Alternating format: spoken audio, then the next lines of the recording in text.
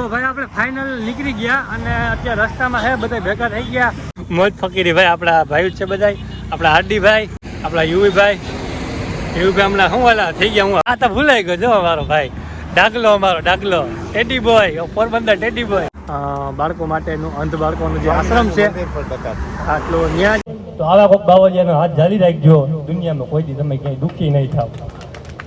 આવજે રાજલ ઉદાની, આવજે રાજલ ઉદાની અને આવજે રાજલ ઉદાની. ત્યાં તો હાથ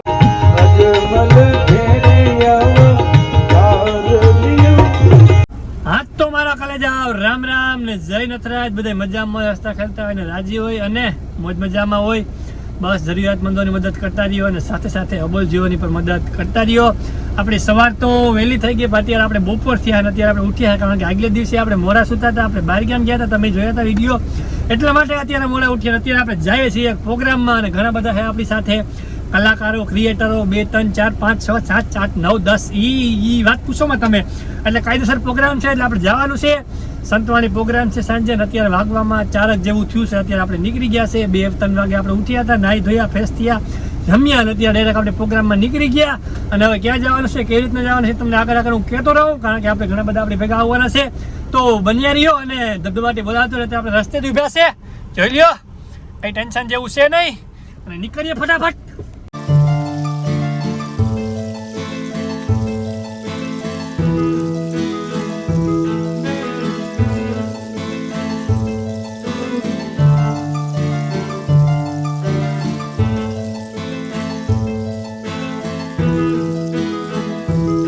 ફાઇનલ નીકળી ગયા અને અત્યારે રસ્તામાં છે બધા ભેગા થઈ ગયા. હવે ડાયરેક્ટ જવાનું છે આપણે પ્રોગ્રામમાં. અને આપણા જોઈ લ્યો બધા માટીઓ ભેગા છે. તમે આપણે ભાઈ જરાક તમારું નામ બધું હું ઓળખતો નથી, તમને ભેગા તમે આવ્યા પણ મારું નામ અમર. મોજ ફકીરી ભાઈ આપણા ભાઈ છે બધા, આપણા હાર્દીભાઈ પારાવાડાના, ફૂલ બાકાજી કે આપણા યુવીભાઈ હમણાં શું વાલા થઈ ગયા. હું હરગવા ગયો ને લઈ ગયો ને એમાં થોડા પહેલાં અને આ આપણા કારો હતો. મિત્રો આગળ જોડાતા રહેજો. પ્રજ્ઞા સક્ષુ સ્કૂલ છે, જ્યાં અંધ વિદ્યાર્થીઓ બાળકો ભણે અને જો મળવા દે તો આપણે એનો સરસ મજાનો ગીજુભાઈ વિડીયો ઉતારશે. અને પ્રજ્ઞા સક્ષુને આપણે પેટી, તબલા કે કોઈ જે કંઈ વગાડતા હોય તો આપણે એનો લાભ લેવું. અને પાછો સાંજે 9 વાગે સંતવાણીનો કાર્યક્રમ છે, ઘણા બધા કલાકારો છે, તો થોડો વિડીયો એ પણ ઉતારશું. તો ગીજુભાઈ યારે જોડાઈ રહે છે. અને આ યુટ્યુબની વિડીયોની અંદર આપ ખૂબ જોજો અને લાઈક, શેર અને સબસ્ક્રાઈબ જરૂર કરજો, શેર કરજો ખૂબ. એટલે આ બધા આમ બધા મફતની મજા લેવા જાય. આ તો ભૂલાઈ ગયો જો અમારો ભાઈ ડાગલો, અમારો ડાગલો teddy boy, Porbandar teddy boy. એમ મજામાં બધા. હા, અને બાપુવાળા ફૂલ ચાહક છે, એટલે અમને બધા સંતવાણી નહીં એટલે કે નાખે ને નાથે હાથે આવ્યા તમારે. તો એ કે તમારે પ્રોગ્રામમાં આવવાનું છે, ગમે એ કરો તમારે. એટલે એનો આશ્રમ છે ને ત્યાં પ્રોગ્રામમાં જઈએ, સંતવાણી પ્રોગ્રામ છે. અને રસ્તામાં આપણે બીજું એક આશ્રમ આવે છે, તો ત્યાં જો ટાઈમ હે તો જાય. હું આપણે આગળ કારાતાએ કીધું કે બાળકો માટેનું અંધ બાળકોનું જે આશ્રમ છે આટલો ત્યાં જો મેળ આવી છે તો ટાઈમે હે તો જાય હું. અને બાકી તો અત્યારે આપણે સંતવાણી પ્રોગ્રામમાં જવાનું જોજો અને મોજ કરીએ આપણે.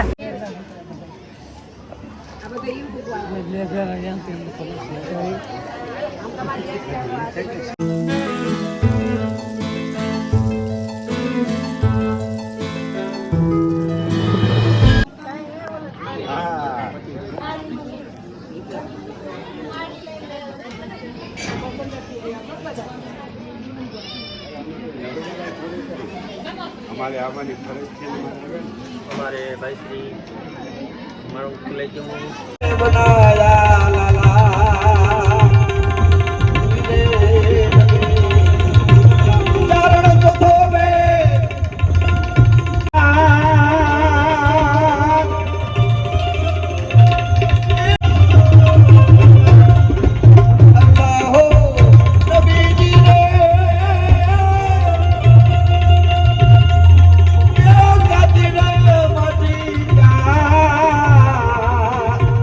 નકર તો એવું પણ કીધું છે કે ભાઈ બિન પ્રીતિ ના હોય.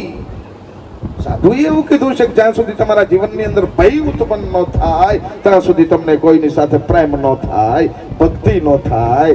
પણ જેનું જીવન છે એ અભય, એટલે એવો ભાઈ ઉસ્તાદ એની પાછળ આપણે મળવાનું થયું છે. એટલે અહીંયા જેને જીવનમાં કઈ ભય નતો, દેખી હે हमने तुम्हारी दिल्ली इतनी सी है, क्या देखे तो एक बार निगाह कर्म कीजिए, हमारे सामने तुम नहीं देख सकेगा, हमारे सामने तुम देख नहीं सकेगा. एक बार बाबाजी एक बार અને આમ કરી અને પાપણું હતી એને અધરો લીધે તા તો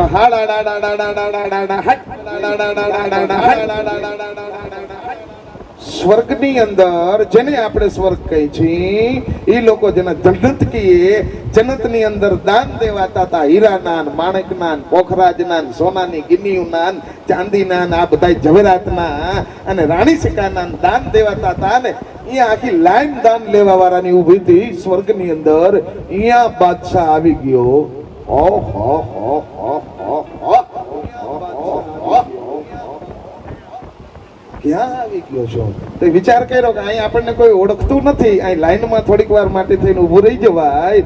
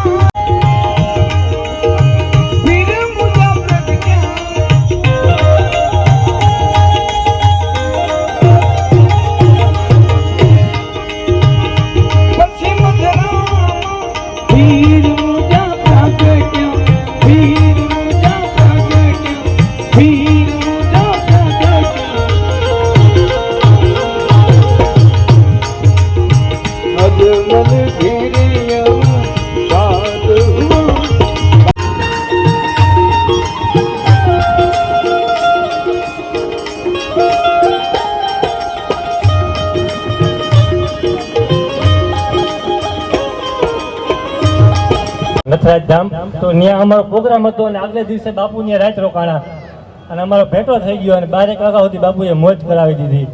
પણ ખરેખર આ દુનિયામાં જો અત્યારે તમને ખબર છે કે આ સોશિયલ મીડિયા અને આ બધું જ એક પ્લેટફોર્મ જ છે અત્યારે, પણ અત્યારે આપણા મગજથી બહાર અત્યારે આમાં જે બગાડ હાલે છે ને સોશિયલ મીડિયામાં તમે જોતા જ હશે, મારે કહેવું ન પડે.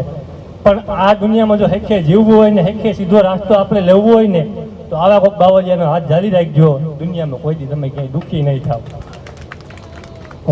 હું પ્રોગ્રામો ઘણાય કરું, હવે તો આ મને દૈયા માતાજીની પ્રોગ્રામો મળે છે, સાહિત્ય કાર્યમાં કોમેડી છે આમ ઇન્સ્ટાગ્રામના, પણ હવે સ્ટેજના એવા થઈ ગયા ધીરે ધીરે એટલે કોમેડી કરતા હોય અમે.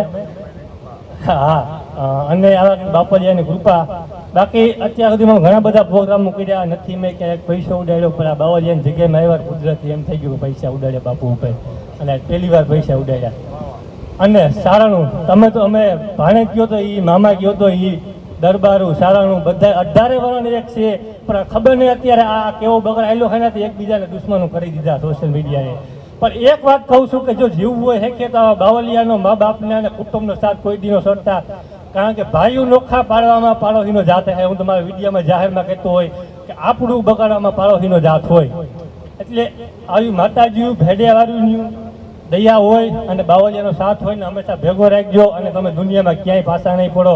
મારે ઘણું બધું બોલવું હતું પણ હવે કલાકારો જાજા છે ને આપણા પાસે ટાઈમ લિમિટ પર ઓછી છે, પણ આવો ક્યારેક બાપુ વરે ગોઠવશે સંતવાણી અને ત્યાં આપણે મોજ કરાવીશું અને આવીશું સ્પેશિયલ અમે.